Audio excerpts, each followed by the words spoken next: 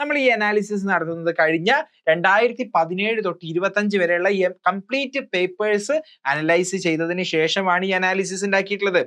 And നമുക്ക് മനസ്സിലാവുന്ന ഒരു കാര്യം, കാൽക്കുലസും കോർഡിനേറ്റ് ജോമെട്രിയുമാണ് ഐസർ ആപ്റ്റിറ്റ്യൂഡ് ടെസ്റ്റിന്റെ നട്ടെല്ല്. ഏകദേശം 45 അല്ലെങ്കിൽ 50% കാൽക്കുലസും കോർഡിനേറ്റ് ജിയോമെട്രിയാണ്.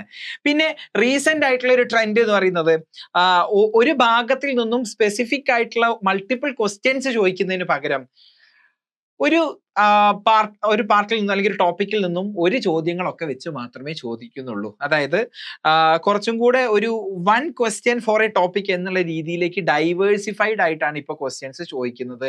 സോ ഒരു ഏരിയ മാത്രം കോൺസെൻട്രേറ്റ് ചെയ്യുക എന്ന് പറയുന്നത് കുറച്ച് ഡിഫിക്കൽട്ട് ആയിട്ട് മാറുകയാണ് റീസെന്റ് ടൈംസിൽ.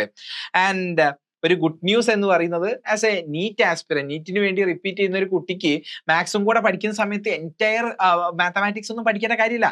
നമ്മൾ മനസ്സിലാക്കേണ്ടത് ഒരു ഹൈ വെയിറ്റേജ് മാത്സ് ടോപ്പിക്കുകൾ നമ്മൾ പഠിച്ചെടുക്കുകയാണ് എങ്കിൽ തന്നെ കുറച്ചധികം ക്വസ്റ്റ്യൻസ്, കുറച്ചധികം മാർക്ക്, ഒരു 20-25 മാർക്ക് നിങ്ങൾക്ക് മാത്സിൽ നിന്നും സ്കോർ ചെയ്യാൻ പറ്റുകയാണെന്നുണ്ടെങ്കിൽ ഐസർ നിങ്ങൾക്കൊരു ഷുവർ ഷോട്ട് ആയിട്ട് മാറും.